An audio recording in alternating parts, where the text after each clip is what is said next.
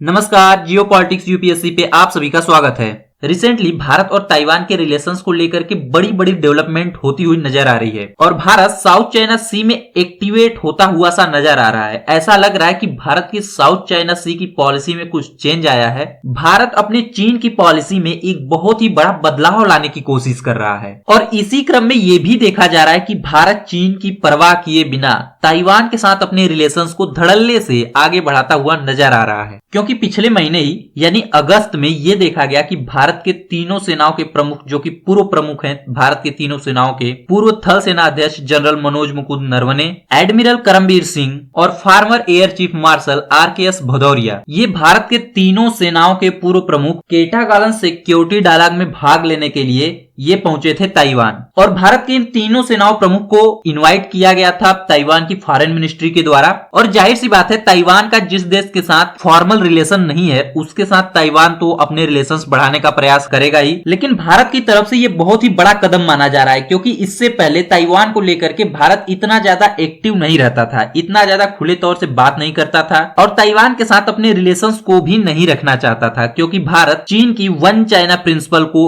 मानता है, उसको एक्नॉलेज करता है। मतलब भारत ताइवान को इंक्लूडिंग तिब्बत को चीन का ही पार्ट मानता है। लेकिन भारत के इस वन चाइना प्रिंसिपल में बदलाव होता हुआ सा नजर आ रहा है, तो हम डिस्कस करेंगे इसी टॉपिक को इस वीडियो में डिटेल से। लेकिन आगे बढ़ने से पहले यदि आपने अभी तक हमारे चैनल को सब्सक्राइब नहीं किया है तो हमारे चैनल को सब्सक्राइब करना न भूलिएगा, साथ ही साथ बेल आइकन को भी प्रेस करना न भूलिएगा। ऑलराइट, तो देखिए, भारत ने ताइवान को कभी भी एक देश के रूप में स्वीकार नहीं किया है, ना ही ताइवान के साथ भारत ने कभी फॉर्मल रिलेशंस भी रखे हैं। शुरुआत से ही भारत ने चीन के वन चाइना प्रिंसिपल को माना है, वो भी बिना कंडीशन के। वन चाइना प्रिंसिपल मतलब चीन का वो व्यू पॉइंट जिसमें चीन ताइवान को, तिब्बत को, अन्य सभी इलाकों को अपने देश का हिस्सा मानता है, तो उसको भारत अपना समर्थन देता है। तो भारत ने हमेशा से ही वन चाइना प्रिंसिपल को माना है। लेकिन यदि हम टेक्निकली देखें तो ये भारत जो वन चाइना प्रिंसिपल का समर्थन करता है, यह भारत की सॉवरेनिटी का उल्लंघन भी करता है। वो इस तरीके से कि हाल ही में आप सबने देखा होगा कि चीन ने एक अपना नया मैप जारी किया है और उसमें उसने भारत के अक्साई चीन और अरुणाचल प्रदेश को अपने देश का हिस्सा बताया है। अब आप सोचिए, यदि भारत वन चाइना प्रिंसिपल को मानता है तो चीन ने जो मैप जारी किया है उसको भी क्या भारत स्वीकार करेगा?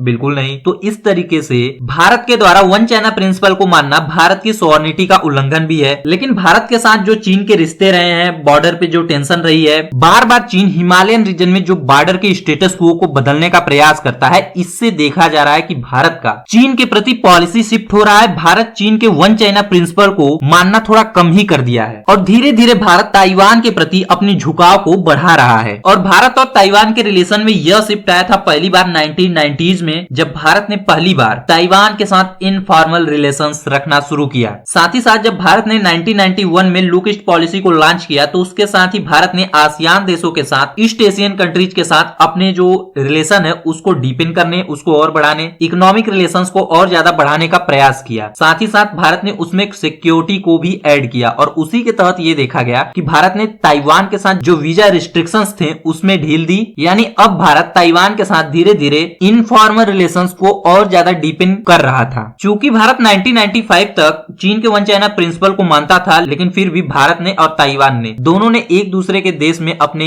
रिप्रेजेंटेटिव ऑफिस को भी खोला। ताइवान ने भारत में Taipei economic and cultural centre को ओपन किया। साथ ही साथ भारत ने ताइवान में इंडिया ताइपे एसोसिएशन को स्टेब्लिश किया, वहां पे ओपन किया। तो इस तरीके से ट्रेड को लेकर के भारत और ताइवान के बीच में एक इनफॉर्मल रिलेशन बनना धीरे धीरे शुरू हुआ। और देखिए, ये ताइवान के लिए बहुत जरूरी भी था और ताइवान अभी भी ये समझता है भारत के साथ अपने रिलेशंस को कि ताइवान के जो भारत के साथ रिलेशंस हैं वो बहुत ही इंपॉर्टेंट हैं। और इसी को देखते हुए ताइवान ने 2012 में जो Taipei economic and cultural centre Bharat में स्थापित किया गया था दिल्ली में, उसको और एक्सटेंड करता है। 2012 में उसको चेन्नई में खोला जाता है। इसके अलावा मुंबई में भी इस सेंटर को ताइवान ओपन करता है। तो यदि हम ताइवान की तरफ से देखें तो ताइवान ने भारत के साथ अपने रिश्ते को हमेशा से ही महत्व दिया है। लेकिन भारत की समस्या ये रही कि भारत वन चाइना प्रिंसिपल को मानता रहा, जिसकी वजह से भारत खुल करके ताइवान के साथ इस तरीके से रिलेशंस को डेवलप नहीं कर पाया। लेकिन भारत ने यह भी नोटिस किया कि भारत के द्वारा वन चाइना प्रिंसिपल को मानने के बाद भी चीन के द्वारा भारत की तरफ की जा रही आक्रामक गतिविधियां लगातार होती रही हैं, उसमें कोई कमी नहीं आई है। तो देखिए, भारत ने बार बार ये ऑब्जर्व किया है कि चाइना की तरफ से बार बार समय समय पर जो बॉर्डर रीजन है वहां पे स्टेटस क्वो को चेंज करने का प्रयास किया जाता है। और ऐसे सिचुएशन में भारत वन चाइना प्रिंसिपल को लगातार एक्सेप्ट करना, उसको सहमति देना जारी नहीं रख सकता था। और आप सब इस बात को भी जान करके आश्चर्य हो जाएंगे कि ये लास्ट टाइम था जब साल 2008 में भारत सरकार ने पब्लिकली वन चाइना प्रिंसिपल को एक्सेप्ट किया था। इसके बाद से अब तक भारत सरकार ने किसी भी तरीके से वन चाइना प्रिंसिपल को एक्सेप्ट नहीं किया है या सहमति नहीं प्रदान की है। पब्लिकली किसी भी तरीके का कोई स्टेटमेंट वन चाइना प्रिंसिपल को लेकर के भारत सरकार ने नहीं दिया है। और देखिए, इसको लेकर के चीन हमेशा चिंतित रहता है। कई बार उसने प्रयास किया भारत सरकार से कि भारत सरकार एक बार फिर से वन चाइना प्रिंसिपल को अपनी सहमति प्रदान करे, पब्लिकली भारत सरकार स्वीकार करे कि भारत सरकार वन चाइना प्रिंसिपल को मानती है। लेकिन भारत सरकार ने अब तक 2008 के बाद से किसी भी तरीके से किसी भी फोरम पे कहीं पर भी डॉक्यूमेंटेड तौर पर भी वन चाइना प्रिंसिपल का नाम ही नहीं लिया है। और देखिए, चाइना का ये टेंशन बढ़ गया साल 2014 में जब भारत में सरकार बदल जाती है, एक नई सरकार आ जाती है। और उस समय जो विदेश मंत्री हुआ करती थी वो थी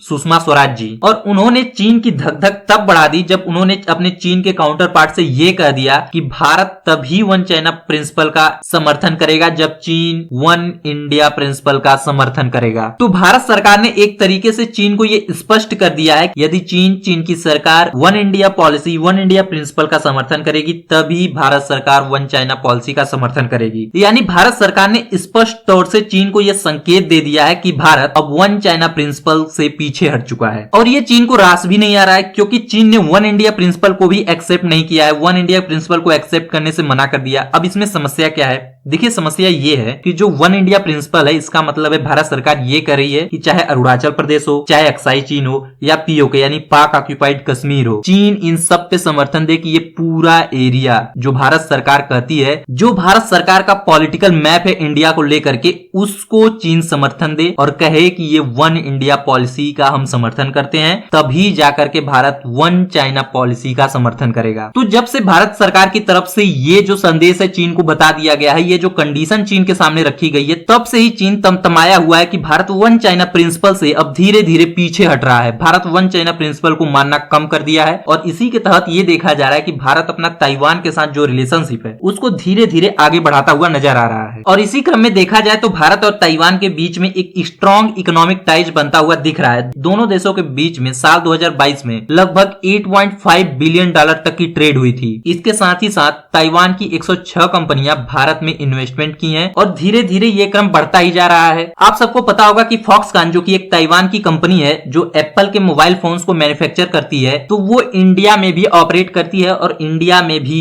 एप्पल के आईफोन्स प्रोड्यूस किए जाते हैं, मैन्युफैक्चर किए जाते हैं। मैन्युफैक्चरिंग मतलब उनकी असेंबली की जाती है। साथ ही साथ ये जो फॉक्सकॉन कंपनी है भारत में सेमीकंडक्टर मैन्युफैक्चरिंग के लिए भी प्लांट स्थापित करने के लिए तैयार है। और देखिए, 2020 में जो गलवान वैली का इंसिडेंट हुआ था भारत और चीन के बीच में, उसके बाद से ही भारत ताइवान के साथ अपने रिलेशंस को एक खुले ढंग से बढ़ा रहा है। भारत और ताइवान के बीच में अब एफटीए यानी फ्री ट्रेड एग्रीमेंट की भी बात चल रही है कि दोनों देश एक दूसरे के साथ एफटीए भी साइन कर सकते हैं। अब आप सोचिए, भारत का चीन के साथ एक बहुत ही बड़ा बिजनेस है, बहुत ही बड़ा व्यापार है, लेकिन भारत ने चीन के साथ एफटीए साइन नहीं किया है। भारत ताइवान के साथ एफटीए साइन करने को लेकर बातचीत कर रहा है। यानी भारत ताइवान को चीन से एक अलग एंटिटी के रूप में देख रहा है। तो कुल मिलाकर ये कहा जाए कि भारत अपने ताइवान के साथ इकोनॉमिक रिलेशंस को और ज्यादा डीपेन कर रहा है और भविष्य में ये और भी ज्यादा बढ़ने ही वाला है। और खास बात तो ये है कि साल 2018 में जो भारत की एक्सटर्नल अफेयर्स की पार्लियामेंट्री स्टैंडिंग कमेटी है, उस कमेटी ने भी ये रिपोर्ट दी थी, यह भारत सरकार को सुझाव दिया था कि भारत को चीन की तरफ अपनी जो पॉलिसी है उसको रिविजिट करना चाहिए, उसको रिव्यू करना चाहिए और साथ ही साथ ताइवान के साथ अपने रिलेशंस को और ज्यादा बढ़ाने का प्रयास करना चाहिए। और ताइवान के साथ अपने रिलेशंस को बढ़ाने में भारत को अपने सभी ऑप्शंस का उपयोग करना चाहिए। तो देखिए, नो डाउट दुनिया में ताइवान का महत्व बढ़ा है। ताइवान दुनिया में एक इकोनॉमिक सेंटर के रूप में भी स्थापित हुआ है, वो इसलिए क्योंकि दुनिया में 60% से भी ज्यादा चिप का प्रोडक्शन, सेमीकंडक्टर्स का प्रोडक्शन अकेले ताइवान में ही होता है। साथ ही साथ जो क्रिटिकल सेमीकंडक्टर्स हैं, यानी 5 से लेकर 7 नैनोमीटर के जो सेमीकंडक्टर्स हैं, उनकी 90% से भी ज्यादा प्रोडक्शन केवल ताइवान ही करता है। और सेमीकंडक्टर पूरी दुनिया के लिए कितना इंपॉर्टेंट है आप सभी जानते हैं। जहां पर भी इलेक्ट्रॉनिक इक्विपमेंट का उपयोग किया जाता है वहां सेमीकंडक्टर पहले नंबर पे आता है। तो सेमीकंडक्टर दुनिया के लिए इंपॉर्टेंट है और इसके लिए ताइवान एक बहुत ही बड़ा सेमीकंडक्टर का मैन्युफैक्चरर है। और जिस तरीके से चीन की कम्युनिस्ट पार्टी का रुख है ताइवान की तरफ, उससे तो एक बात स्पष्ट ही है कि कभी न कभी कुछ ही सालों में चीन ताइवान को एनेक्स करने का प्रयास करेगा, उस पर कब्जा करने का प्रयास अवश्य ही करेगा। और यह जो ताइवान में सिक्योरिटी डायलॉग आयोजित किया गया था, जिसमें भारत के तीनों सेनाओं के पूर्व प्रमुख ने भाग लिया है, उसमें जो भारत के फॉर्मल नेवी चीफ हैं, उन्होंने ये कहा है कि चीन तभी ताइवान के ऊपर आक्रमण करेगा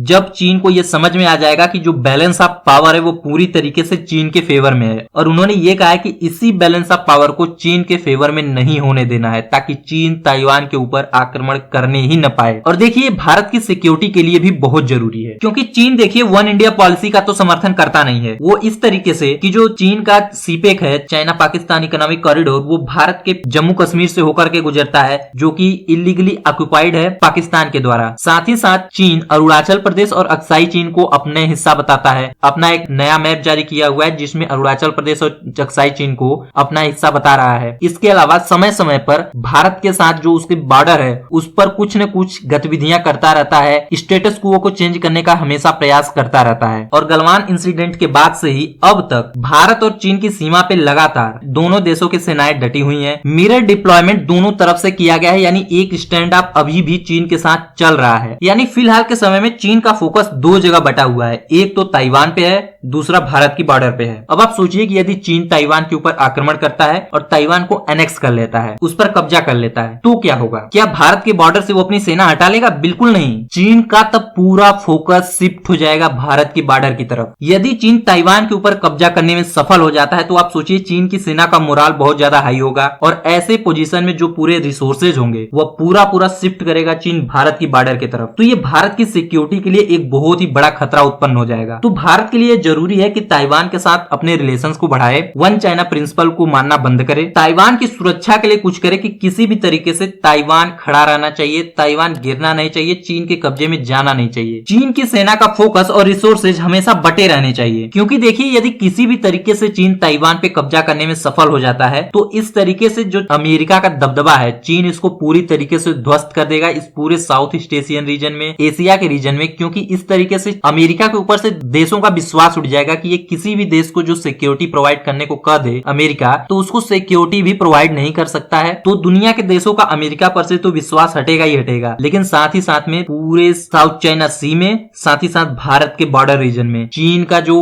गतिविधि है वो बढ़ने वाला है। चीन बहुत ही ज्यादा एग्रेसिवली इस पूरे रीजन में एक्ट करेगा और यह भारत की सिक्योरिटी और भारत की प्रोग्रेस के लिए बिल्कुल भी अच्छा नहीं होने वाला है। तो बेटर है कि चीन ताइवान पे कभी कब्जा करने ही ना पाए। तो इस तरीके से भारत सरकार भी इसी दिशा में काम करती हुई दिख रही है, क्योंकि अब जो है वन चाइना प्रिंसिपल का जो डर है, जो हिचक था, वह भारत के अंदर से हट चुका है। अब भारत ताइवान की तरफ देख रहा है। ताइवान के सिक्योरिटी डायलॉग में भाग लेने का ये मकसद ही है कि भारत सरकार ये समझना चाहती है कि किस तरीके से जब चीन ताइवान का इन्वेजन करने का सोचेगा या स्टार्ट करेगा तो भारत सरकार, भारत क्या क्या कर सकता है, क्या क्या पॉसिबिलिटीज हो सकती हैं, किस तरीके से भारत ताइवान की हेल्प कर सकता है। और ये भारत सरकार की तरफ से बहुत बड़ा कदम है, क्योंकि आप सोचिए कि जब तीनों सेना प्रमुख ताइवान में इस डायलॉग में, इस सिक्योरिटी डायलॉग में भाग लेने के बाद वापस आए, तो यहाँ पे भारत के जो पूर्व सेना प्रमुख थे जनरल मनोज मुकुंद नरवणे, उन्होंने एक चीन के मैप को ट्विटर पर शेयर किया और उन्होंने इस मैप में ये दिखाने का प्रयास किया है कि चाइना ने किस तरीके से तिब्बत को, मंगोलिया को, इनर मंगोलिया को, मंचूरिया को किस तरीके से ऑक्यूपाई किया है और अपने देश को विस्तारवाद के साथ बढ़ाने का प्रयास किया है। और भारत के पूर्व थल सेना प्रमुख की तरफ से यह मैप तब जारी किया गया जब चीन ने नए मैप को अपने जारी किया, जिसमें अरुणाचल प्रदेश को और अक्साई चीन को अपने देश का हिस्सा बताया था। तो आप सोचिए कि ये जो भारत के तीनों सेना प्रमुख हैं, ये भारत में बहुत ही बड़े पोस्ट पे रह चुके हैं, साथ ही साथ अभी भी ये भारत के लिए काम कर ही रहे हैं, क्योंकि ये इतने बड़े पोस्ट पे रह चुके हैं तो इन्हें बहुत ज्यादा ज्ञान है भारत के चीन से रिलेटेड और चीन से पॉलिसी के रिलेटेड, और किस तरीके से भारत को चीन के प्रति अपनी पॉलिसी को चेंज करना है, ताइवान के साथ अपने रिलेशंस को बढ़ाना है। तो भारत की ये तीनों सेना प्रमुख इस कोशिश में लगे हुए हैं, इसमें भारत सरकार की मदद कर रहे हैं। तो भारत सरकार के वन चाइना प्रिंसिपल के प्रति आपका क्या कहना है? जिस तरीके से भारत सरकार ने 2008 के बाद से अब तक एक बार भी वन चाइना प्रिंसिपल को एक्नॉलेज नहीं किया है, उसको एडमिट नहीं किया है, तो इस पर आपका क्या कहना है? साथ ही साथ जिस तरीके से 2014 में भारत की जो उस समय की तत्कालीन